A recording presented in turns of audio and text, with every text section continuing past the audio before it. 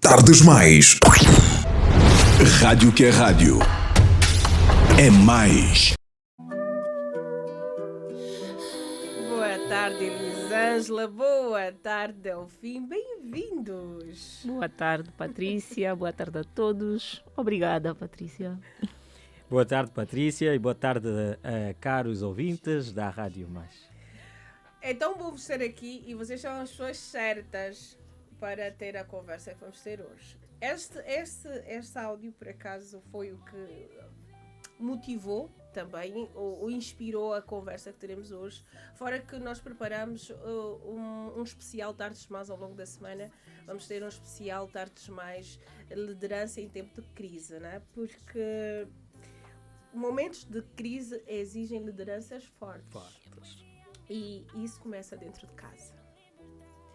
E para quem esteve a acompanhar os cenários que vivemos a semana passada, durante os 3 dias ou a semana toda, houve muita criança envolvida naquela confusão.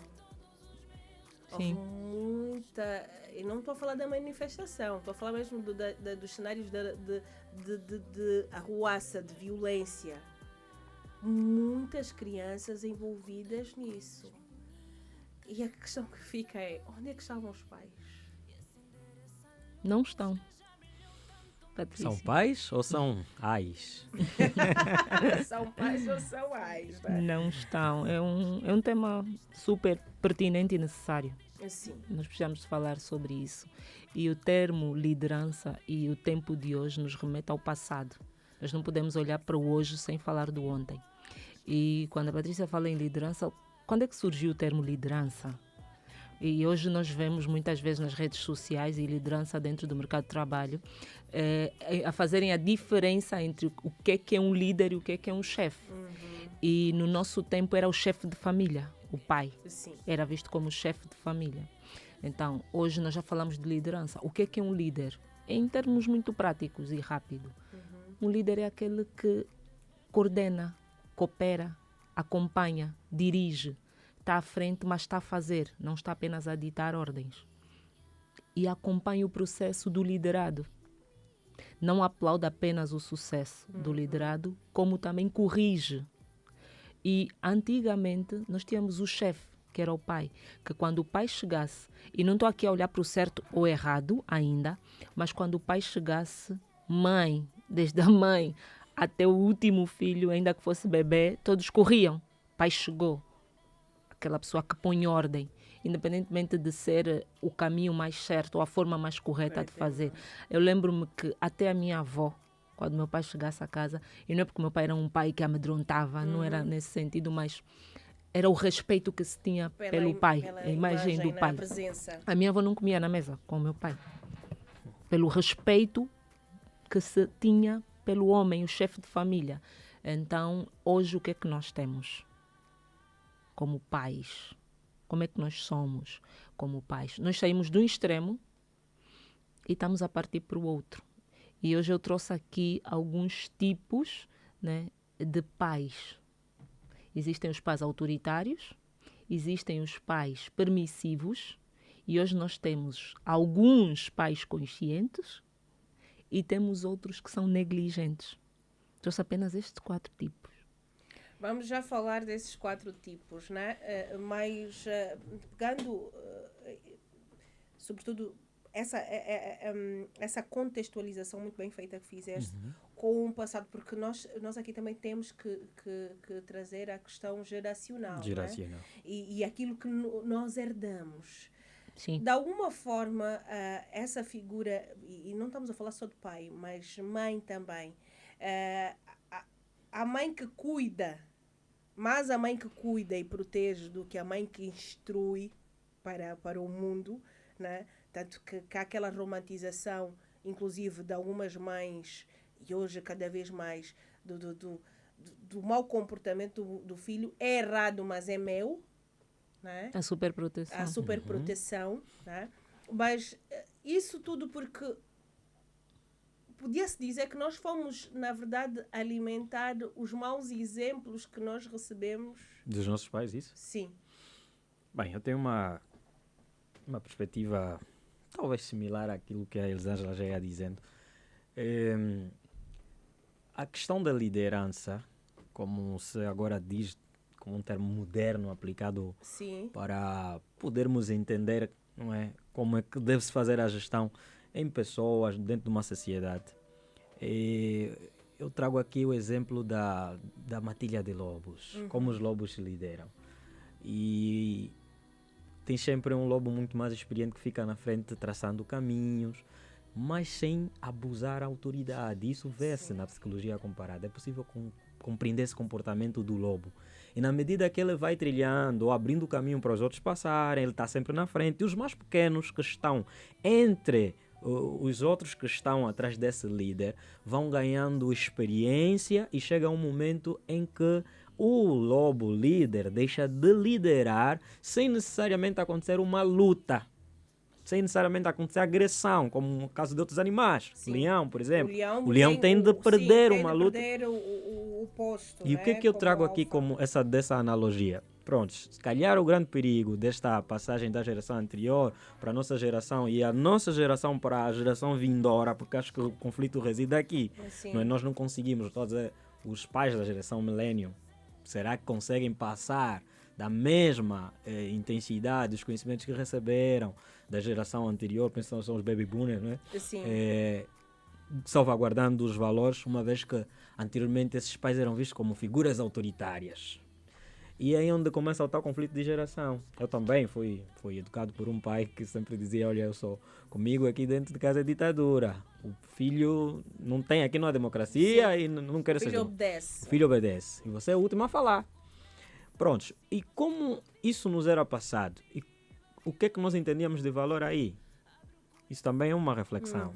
Porque a ideia de liderança que nós achamos valorativa é no sentido de todas as formas de orientar ou coordenar, como disse bem a Elisângela, são válidas, desde que se contextualize. Existe mesmo um momento que o meu filho não vai querer aqui negociar, não vai poder ter negociação. Exatamente isso. Existirão momentos que eu vou sentar com o meu filho, não é porque ele sabe mais do que eu ou que eu saiba mais do que ele, para permiti-lo a entender que daqui a algum tempo ele vai ter que orientar e tomar uma postura tal como estou a tomar. Líder, minha concepção de líder, principalmente nas relações sociais, que não estão vinculadas a trabalho, não é? As relações humanas, é mais nesse sentido, saber quando podemos ser permissivos com os nossos filhos, quando ser democráticos com os nossos filhos e assumi-los, ou seja, dar-lhes a entender que eles, a algum momento nas suas vidas, vão ter que assumir escolhas. Mas não há conflito aí em, se eu for um pai permissivo, né, deixo de ser autoritário? Autoritário. A autoritariedade é necessária na educação. Tem autoridade, tem autoridade e tem autoritarismo. São termos e diferentes. Então, o que é que acontece? O que o Delfim estava a dizer muito bem é que é necessário existir o equilíbrio. Nem 8, nem 80, 2 pesos e 2 medidas. Não, é necessário ver o momento. Nós não precisamos de bater a mão na mesa constantemente. Certo. Ao mesmo tempo que não precisamos fechar os olhos constantemente. Mas vai haver vezes de necessidade, até por causa do nosso estado psicológico, emocional. Tudo isso vai afetar no nosso comportamento. Mas é necessário que estejamos conscientes. O que precisamos aqui é trazer esse equilíbrio. Eu estava a falar dos estilos parentais. E referi aqui 4. Existem outros. Mas referi os 4, que nós estamos a sair de uma geração que sofreu o autoritarismo. Entretanto, diz-se, né, crescemos, estamos aqui, estamos bem. Está bem, nós estamos a procurar levar a vida da melhor maneira possível. Não estamos tão mal, mas também não estamos tão bem. Precisamos de procurar ajuda. E mais do que criticar os miúdos de agora, a geração de agora, os pais, é necessário que nós tenhamos esse espaço de conversa constantemente e encontremos soluções. Qual seria a diferença entre autoridade e autoritarismo dentro da parentalidade? Eu posso responder essa. Em termos didáticos, tem uma autora de didática, aliás, Regina Célia, fala muito sobre isso. Ela diz que a autoridade é próprio de todo qualquer gestor, coordenador, de um chefe até de família. Sim. O autoritarismo é uma doença, vamos aqui chamar de doença, é uma hipertrofiação da autoridade. Ou seja, o exercício constante da autoridade, sem buscar a reflexão de outras formas de liderar, é que caímos no autoritarismo. E esse autoritarismo o que é? É o egoísmo.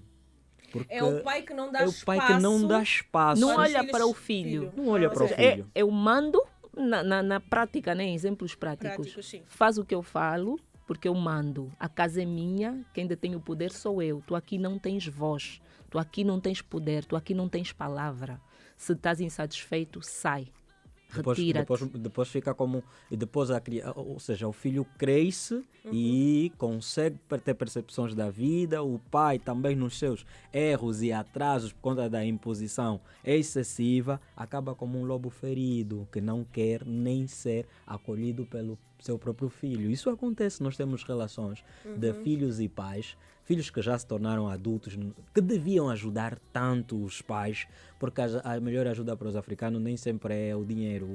A riqueza que eles falavam na altura, porque esse continente praticamente quase sempre foi pobre, não sei, não é? Ou Mas sempre foi rico. a riqueza era a moral.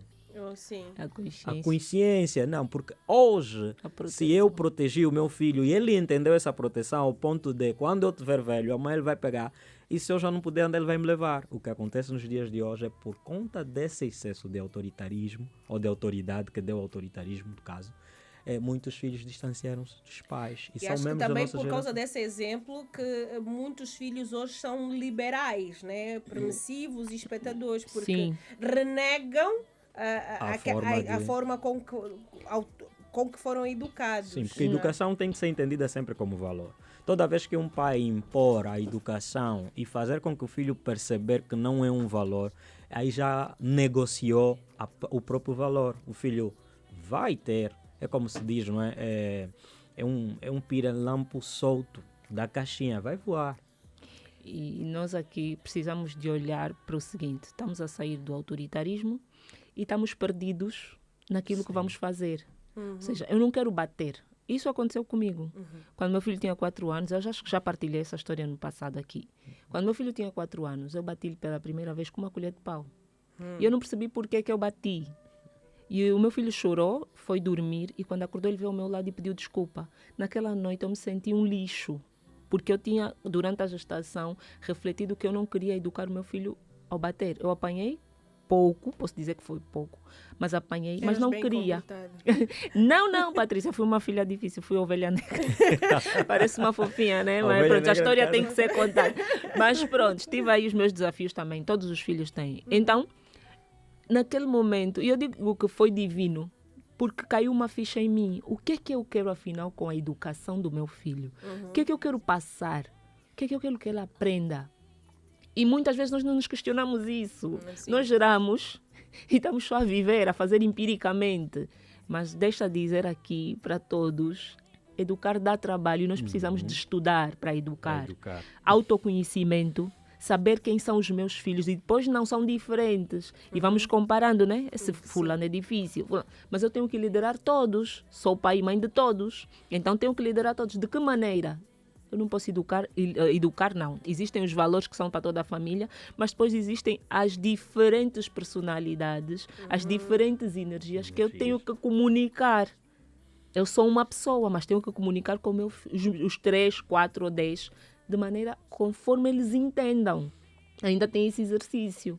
E o grande desafio também reside em, Patrícia, em olharmos quantas mães, aquilo que já estamos a falar da vez passada, quantas mães têm a mínima noção deste conhecimento. Sim. Quantos pais têm e o que é que as nossas ações sociais promovem para que alcance. Daí é o retardar da consciência de conseguirmos educar filhos para depois não virmos a televisão dizer que são vândalos. Exatamente. É um isso. contingente. Nós só estamos a nascer. Educar não é uma situação isolada. Não é uma situação Porque isolada. eu acho que nós, Tem as suas consequências. em algum momento, sim, resultado também da falta de literacia, falta de conhecimento, não queria aqui chamar as pessoas de analfabetas, mas isso influencia muito. de acharmos que ter filhos é basicamente colocá-los no mundo, dar comida e garantir que não morram de doença. Exatamente. É cuidar da parte física, da parte que nós verificamos, né? Tem roupa. Assim. Nós preparamos o enxoval do bebê, mas eu não me preparo com as emoções que aquele bebê vai me trazer. É triste, mas ainda a nossa sociedade cresce como se estivéssemos a incorrer apenas nos princípios da sociedade primitiva, que é a sobrevivência, a subsistência. Sim. Quer dizer, os pais dão a luz ao menino, ao mundo, ou à criança, e fica à deriva. E fazia sentido, entre aspas, nós estamos a emigrar. Nós estamos a nos afastar daquilo que era a nossa realidade. E é natural que nos sintamos perdidos. Por quê? Antigamente, ainda que os meus pais fossem trabalhar, com quem é que nós ficávamos, Patrícia? Avós, tios, primos, mais velhos. Nós éramos criados na mesma bolha, por assim dizer. E o que acontecia em minha casa, acontecia na casa da minha vizinha, acontecia em casa da minha colega de escola, que nem era próxima de casa. O meu professor, quando o pai fosse à escola, o professor que chamava, né, para uma reunião, e o meu professor dizia: Elisângela não se está a portar bem, tem esse e esse comportamento. O meu pai não ia contra o professor. Havia um sistema todo, e eu não estou a dizer que é igual, que é certo, que é errado, não. Estou a dizer que é o que havia. Hoje em dia, com esse afastamento, esse alargamento e essa individualidade que nós estamos a construir, e eu falo várias vezes aqui, eu não sei o nome de muitos vizinhos do meu prédio. Nem conheço o rosto. Então, como é que essa vizinha vai ver o meu filho e vai ter a capacidade ou a coragem de chamar a atenção? Estás a perceber? Nós estamos vizinhos isolados. Né? Exatamente. Estão e quem em está a ilhas. cuidar dos meus filhos são empregados, babás, motoristas. E foi o que o padre falou. Nós estamos a relegar a educação, a entregar a educação dos nossos filhos à escola, às babás, às empregadas domésticas, aos motoristas. A Deus dará. Porque depois, nós não temos capacidade. Eles, sobretudo os nossos prestadores de serviço, nem são, principalmente as pessoas que prestam serviço dentro de casa, as empregadas domésticas, os motoristas, eles nem participam da educação. Eles são meros cuidadores, porque eles não têm autoridade para instruir. Nem serão respeitados. Mas... Nem têm o respeito como autoridade diante dos nossos filhos. Mas tem algo no processo de educação, seja formal ou informal, Patrícia. O facto de alguém cuidar de um educando ou de alguém que está no processo de educação é um encarregado da educação. Daí que é importante também olharmos para quem são as pessoas que estão a cuidar dos nossos filhos. Que ficam com os nossos filhos. Certo. Né? Tem uma máxima que eu utilizei numa das palestras numa instituição de ensino sobre o uso excessivo de redes sociais, que também é um fenômeno nas nossas crianças, porque eles são da geração alfa, né? Eles nascem e no berço já encontram as TICs, né? O tablet e assim por diante. A máxima é: pais longe dos filhos, filhos perto do mundo. Porque a ideia da internet é conectá-los, não é? E essa conexão muitas das vezes nem é supervisionada, não é nem...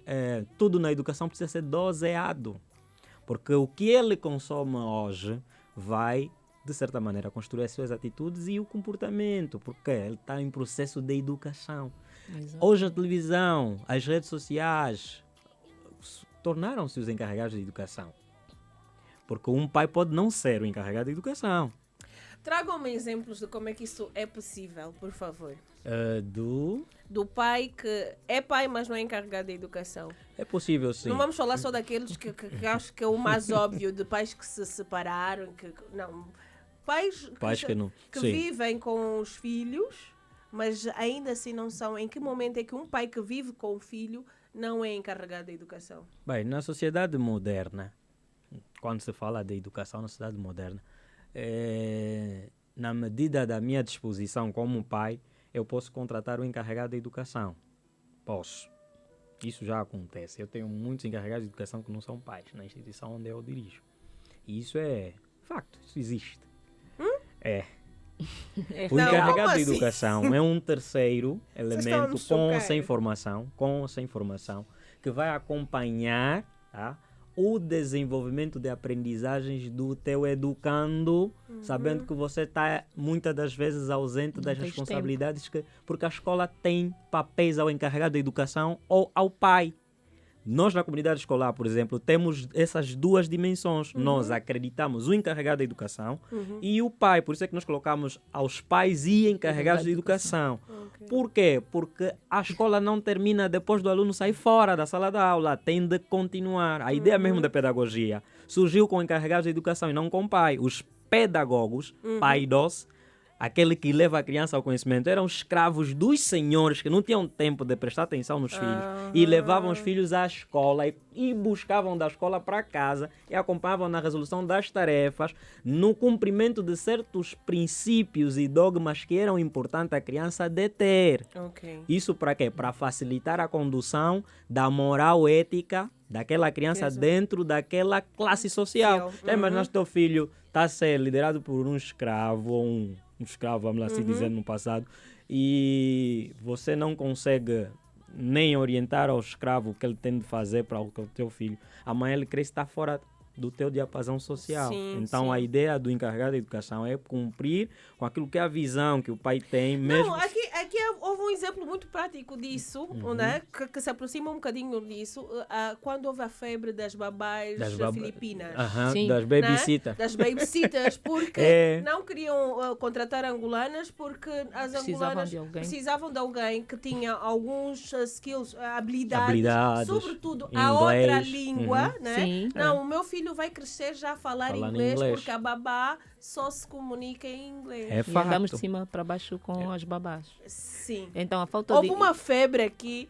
E É. o encarregado de Na altura do Quase educação, e o encarregado de educação hoje não é apenas uma pessoa que está capacitada para dar esse acompanhamento. Nós temos reclamado, digo, associação de pais, em grupos e encontros onde falamos sobre essa temática, que muitas vezes, atualmente nos hospitais, eu vejo, e vamos falando sobre isso, são as crianças que apresentam alguma situação, né, de que carece de maior acompanhamento, têm sido acompanhadas por babás ou por motoristas. Vão ao fonoaudiólogo, vão com o motorista ou com a babá, vão ao terapeuta da fala, quem está lá é a babá, e depois a mãe tem que comunicar com a babá. E quando vão os pais, a babá tem que estar presente porque quem acompanha a criança, quem está constantemente com a criança, a perceber a evolução, o desenvolvimento da criança. É a babá. E isso Na fere- escola, para ir buscar os documentos da criança, levar a criança. motorista. É motorista, é babá. Mas nós estamos a perder a rédea disso, estamos a liderança né, nessas questões. Por causa da dinâmica também, nós temos... influencia, ou porque também acaba por ser um bocadinho mais fácil. É confortável. Facilidade, conforto. Liderar essa parte menos, essa parte mais pesada da maternidade ou da paternidade, porque convenhamos, não é muito agradável estar em filas do hospital. Patrícia, ainda não que vou seja uma falar de clínica. outros e de terceiros. Confesso que durante a confusão da semana passada, os meus filhos estavam a pedir muito para ir para os avós. A minha mãe não tinha tempo nas semanas anteriores e foram domingo. Calhou que domingo foram para a casa dos meus pais. Segunda, ainda saí para trabalhar, voltei. Terça, na quarta-feira eu disse, meu Deus, eu estou tão cansada, estou exausta, estou triste. E ainda bem que os meninos não estão aqui. Estão na casa dos meus pais, onde tem as minhas irmãs, que são mais jovens, com mais energia, para os distrair e brincarem. Eu não sei como é que seria se tivéssemos aqui os 4 e eu a lidar com toda a situação, em teletrabalho, a ouvir as notícias. É confortável, Patrícia. Mas não é confortável de isso verdade. não significa que não amemos os filhos, que não nos preocupemos, mas que uma coisa é gerar, outra coisa é cuidar e educar. Dá muito trabalho estar constantemente a repetir, é ensinar, e tudo na educação tem que ser ensinado, tem que ser explicado. E também é importante destacar aqui que as sociedades modernas, quando nós temos um educando, ele tem de ser preparado para o mundo, não é? Sim. Temos que formar cidadãos para o mundo, porque tudo bem, nós temos os nossos preceitos, as nossas convicções e assim por diante, só que o mundo não é sempre sobre nós. Por conta dos incidentes da vida e assim por diante, o que devemos como pai é traçar, como pais, né? Traçar uma rede de princípios. E a educação é muito mais simples quando você se foca na transmissão desses princípios desde pequeno, para quando o teu filho tiver que lidar com qualquer uma outra influência. Os princípios são os dogmas não se negociam. Quando ele já tem aquele princípio que a mãe deixou bem tácito, independentemente de qualquer terceiro. Agora, a questão que vem com isso é: que princípios nós vamos passar quando nós não recebemos?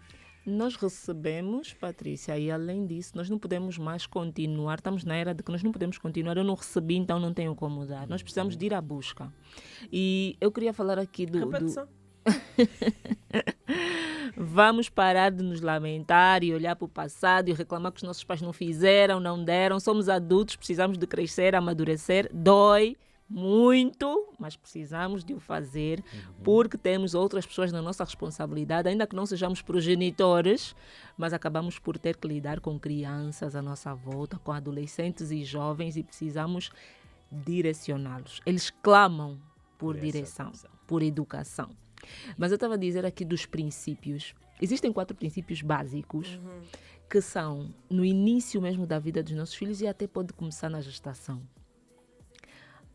A alimentação, o sono, a ordem e a higiene. Básicos. Básicos. Desde cedo nós precisamos de ter horários, e quando falo de horários, rotina, não é 11 horas o meu filho tem que almoçar, e se às 11 não almoçar, morre. Não é por aí. Mas é um intervalo nesse horário. Angela, tem pais que cheiram cholé. Olha, isso... não, parece uma coisa muito básica e estamos a falar de princípios básicos. Tem pais que não sabem cuidar da própria higiene. Por isso é que eu estou a dizer, Patrícia, é necessário que eu aprenda.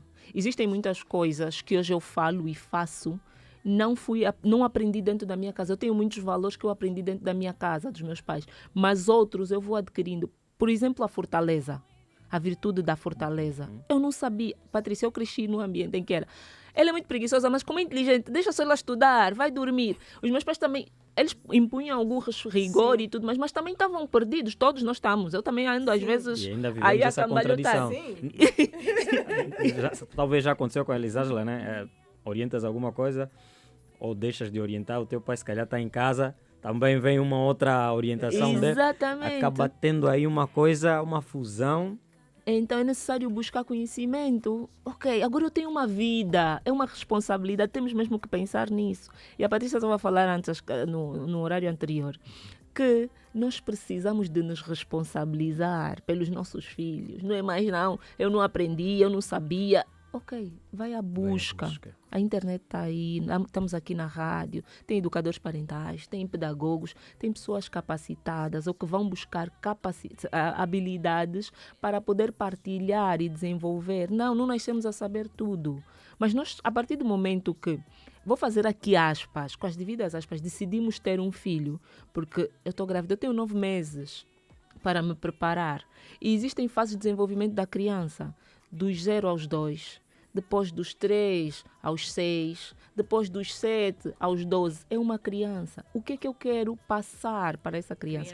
Não é possível eu dizer ao meu filho, não podes ficar no telefone, mas meu filho constantemente me vê ao telefone. Então somos os pais do que falamos. A questão da higiene mesmo, né?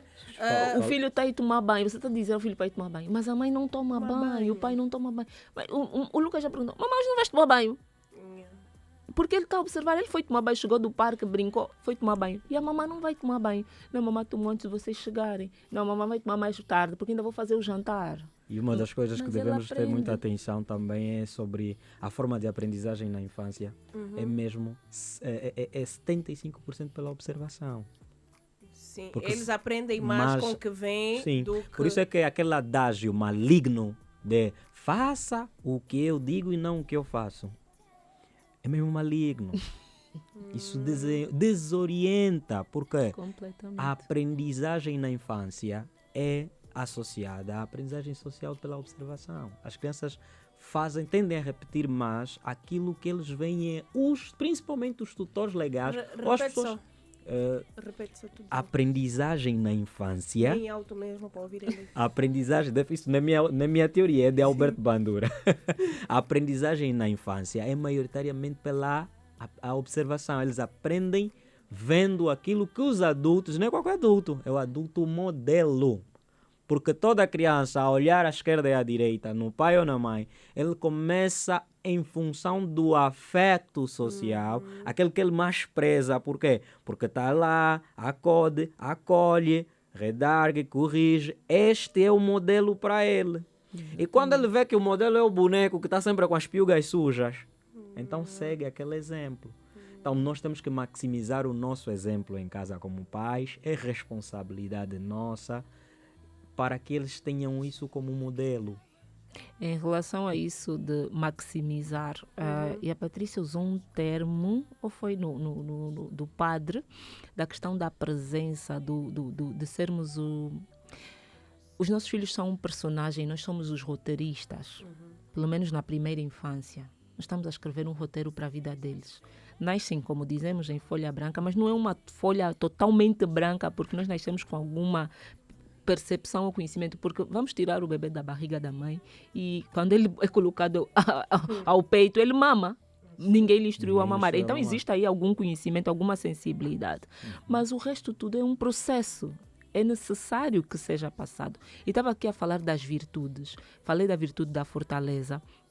O que é que nós verificamos hoje? Que os nossos filhos não gostam disso, não gostam daquilo, não gosto de legumes, não gosto desse lápis, não gosto dessa cor, não gosto dessa parte da carne, não gosto de couve, não gosto... e nós vamos tirando do prato. Sim. Eu não sou a favor de empurrar a criança, tens que comer, apertar a boca da criança e tens que comer. Não sou a favor disso, mas é necessário que ensinemos a criança o objetivo de comer cenoura, alface. Ok, filho, não vais comer uma cenoura, mas um pedaço vais comer. Um pedacinho. Não só porque é saudável, mas eu não sei se... é o que temos também. Sim, hoje. As crianças, hoje estamos a ser permissivas ao nível de uma criança decidir o que vai vestir e o que vai comer. Isso é... A questão do vestir, então, desculpa, a questão da autonomia. Nós precisamos de construir a autonomia. Entrando nisso de permitir a criança, nós temos como pais a obrigação de dar possibilidades. Eu já decidi, por exemplo, entre uma camisola branca e uma preta. E eu vou lhe dar a escolher entre a branca e a preta. Porque assim ele também vai desenvolver autonomia. Não, eu escolhi a minha camisola, mas no fundo quem está por trás dessa decisão? Sou eu como pai, sou eu como mãe. Então não é... ele hoje quis vestir cor-de-rosa com laranja, riscas frio, com... mas ele não quer pôr o casaco. Exatamente. Ele é mesmo assim, não quer. Nós vamos deixando. Isso já nem é permissividade, isso é mesmo negligenciar. Você já é que sabe, porque eu também estou cansada toda hora de falar, filho. Não. Dá trabalho, Patrícia. Dá trabalho ensinar, dá trabalho corrigir, dá trabalho explicar. Então, prefiro não falar. E dizer que a linha está aberta e você pode ligar para 940-001-991 e participar desta conversa. Já pode ligar, já estávamos a receber umas chamadas naquela altura. E infelizmente ainda não, a linha não estava aberta, mas já está aberta. Vocês podem ligar e que nós estamos prontos para atender. Crespa, não posso ligar, mas dizer que por conta da tal globalização e dos problemas que a sociedade vive, alguns pais não têm tempo para os filhos e também o próprio casal deve falar a mesma língua e estarem juntos. Vamos pegar nessa questão da liderança parental partilhada, né? Sim. Também existe nós estamos conflito. A lutar. Pai e mãe estamos ainda a lutar. Porque eu não acredito nessa educação consciente. Eu tenho que ser mesmo um pai autoritário e a mãe tem que ser um pouco flexível. Então, mas também há muitos pais da minha geração que nem um nem outro. Não querem saber. É ai. Então, está a faltar o pé, só está ai. Precisamos. Novamente, Patrícia, existem muitos fatores que influenciam na não presença dos pais hoje dentro de casa.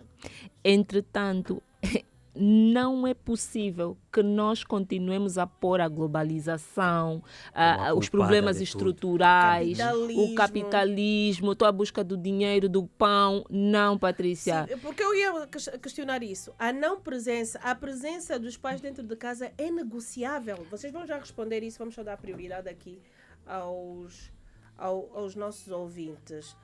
Olá, boa tarde. Boa tarde. Com quem tem o prazer de falar?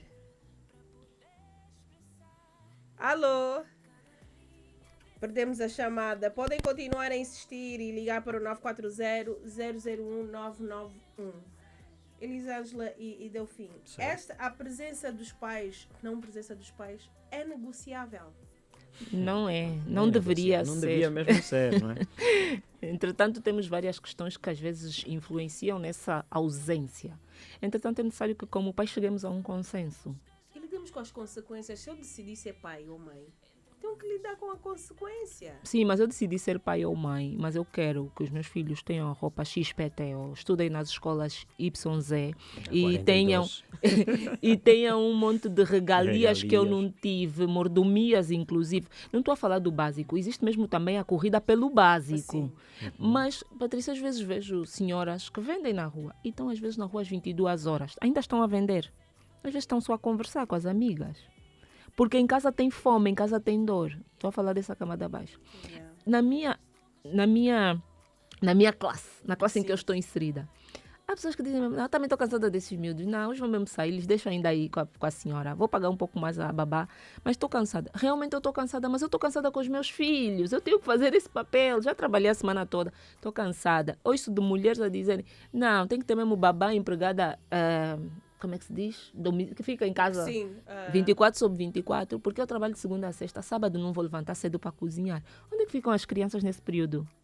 Tudo bem, não vais cozinhar, mas não vais passar tempo, mesmo que for a assistir, deitada no colo do filho, ao perguntar o que é que fizeram hoje, o que é que fizeram ontem, como é que foi a vossa semana. Estás a despender tempo com eles. Também estás cansada de cozinhar, mas conversar, sentar à mesa, comer juntos. A criança acordou cedo, vai comer, a babá já preparou a comida deles e você como pai e mãe estão a dormir até às 10 e vão acordar, vão encontrar a comida feita. Ou seja, nós não estamos a construir conexão, comunicação, ligação com os nossos filhos. Isso é no dia a dia. Tenho uma história similar a essa que eu ouvi, não é, numa formação de pais atípicos. Tudo bem que não sou mais só psicopedagogo, então participei. Estamos a falar dos portadores do espectro autista, não é? Havia um pai que tinha que trabalhar mesmo no duro, sair cedo às 5 horas e voltar à hora que o menino estava a dormir.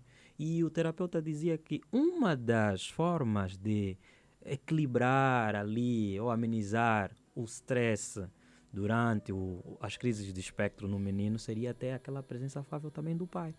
Só que o pai tinha que trabalhar porque as consultas e as terapias dos meninos atípicos são bem caras. Então o que o pai fazia? Toda vez que levantasse, ele ia no lençol do menino e fazia um nó. E o menino quando acordava, ou quando acordasse, encontrava o nó e já sabia que o pai passou por ali. Ao dormir, a mesmíssima coisa. Então, isso parecia que não, e alguns pensam que os portadores do espectro autista não têm sentimento, não desenvolvem afeto. Isso conectava com o pai. E são pequenos exemplos, pequenos gestos como estes. Imaginemos que eu fosse pelo menos com as crianças que nem são atípicas. Aquele momentozinho da mesa, aquele momento do final de semana, para mim eu digo que o domingo é mesmo sagrado. Pós-culto, ninguém mais sai. Ficamos aqui em casa, quem quiser vir nos visitar, que nos visite. Saímos todos. Se sair, sim, saímos todos. E são coisas que nós não podemos mesmo negociar. Faz parte. Porque, primeiro que ele, ao ver o pai a sair pela labuta, já constrói um valor. Sim. Trabalhar para gerar dignidade e sustentabilidade. O pai tem que ser sempre o primeiro herói do filho, seja ela menina ou menino. Agora, quando vai buscar na televisão, quer dizer que há uma ausência abismal de um desses tutores legais. E podes crer, quando há ausência dessa conexão afetivo, social, sentimental, nós já temos muitos vândalos no futuro. Quando falta isso, só vai nascer vândalos. E a consequência começa desde a instituição família, porque a família é uma instituição. Sim. Depois vem as outras, vem as outras instituições porque que são complementares. Romantizamos muito a construção de família. Achamos que construir família é mais para a vaidade social. Não. Por isso é que estamos a para destruir. realização pessoal. E não Filho é entendemos- missão. Filho é missão. Família é missão. Ter filhos é uma missão. sim. Os isso. nossos filhos são aqueles que nos Gostei muito permitem disso. mesmo Filho é construir. uma missão. Mas é verdade. É assim, e a ide, né? construção, os filhos é que nos permitem também construir a nossa capacidade de resiliência muitas vezes. Nós crescemos muito quando nos tornamos pais, mas se aceitarmos os desafios e as contrariedades que a paternidade e a Eu não quero maternidade abrir nos mão trazem. de mim, da minha agenda pessoal, porque filho não pode estragar a minha agenda. A minha agenda. E você pode ser egoísta a esse ponto e viver bem com a tua vida e ninguém tem nada a ver com isso, mas não faça mesmo. Mas, e A o pior partir é do ninguém tem momento a ver que com você isso. faz- Eu Nós- falei sobre isso na primeira Patrícia, parte, eu acho que perigoso, nós- porque eu depois vou ter que lidar com esse ser humano que a pessoa diz, não, ninguém tem nada a ver com isso, a decisão é minha, o que eu faço, como eu faço dentro de casa, a casa é minha. Mas eu o teu depois filho vou não ter vai ficar numa Uma redoma. das coisas que eu acho é que o angolano importou muito mal a globalização. Nós Sim, importamos sim. mal. Mal. É importada. Exatamente isso. Tudo bem que se fala-se de multiculturalidade, interculturalidade e assim por diante, mas existem aspectos mesmo que quando nós vamos decidir, por exemplo, eu quero ter êxito na minha vida profissional, se foca na tua vida profissional, não faça uma criança para depois estar à deriva. Isso é normal, nós já temos que ter a consciência de dizer isso, olha, ninguém pode te pressionar se tal não está a fazer filho. É a sua decisão. Ainda bem que Os europeus, por como, exemplo. como seres, Sim. evoluímos nessa compreensão, que já ninguém é obrigado a ter filhos. Sim, os E- europeus, onde nós importamos, nós temos as maiores taxas de natalidade em adolescentes, ou então Sim. precoces. Nós temos Em adolescentes Benguela a- cresceu, então, por Muitas causa dos crianças, nossos irmãos nem só chineses. adolescentes, dos são irmãos- crianças no caso dos nossos a irmãos. serem forçadas a serem tornarem mães. E depois, a questão nós não temos formação de educação parental, né? Não temos nisso, Não temos. nem na igreja. Acho que a igreja já não faz isso. A igreja, a única coisa que faz é só o casamento, não é só dar formação para casados. Mas as pessoas não querem ouvir. Eu reclamo um pouquinho disso, que às vezes os conteúdos de fofocas, Tem maior, tem maior engajamento. exatamente. Você até Tipo, a nossa cria. conversa agora, muita gente mudou porque prefere música. Ah, estão a falar muito. Exatamente, Falar muito. exatamente isso. Não, ela é que não gosta de E ouvir não é música. falar muito, vão me obrigar a pensar, a pensar. mudar. E eu não quero esse trabalho, prefiro mesmo continuar na ignorância. O povo perece por falta de De conhecimento, isso é bíblico. Oséias, Então, né? Patrícia, é difícil, mas vamos continuar a falar. Eu queria trazer aqui Muito rápido. Rapidamente, Só soluções básicas, simples. Busquemos autoconhecimento. Vamos continuar a falar, a estudar. Dói, mas liberta.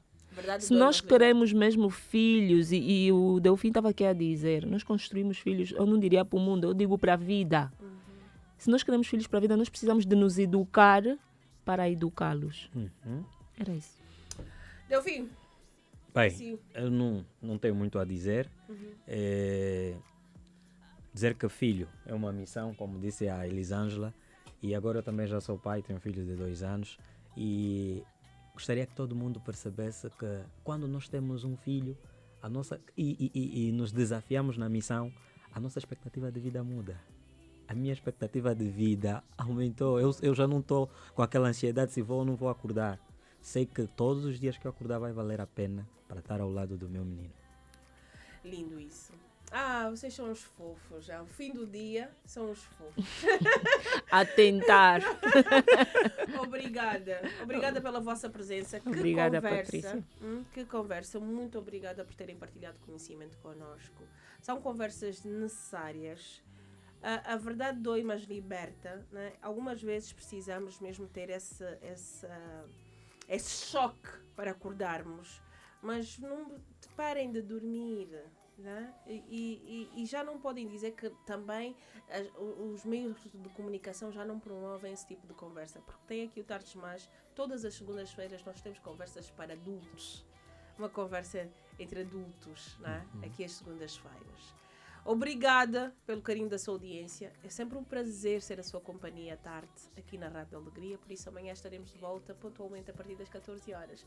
Carlos Miguel esteve consigo no suporte técnico apoio à produção, esteve também o Miguel Alves, ainda connosco esteve o Hélio Silva, Cláudio Silva e Patrícia Costa, a sua crespa.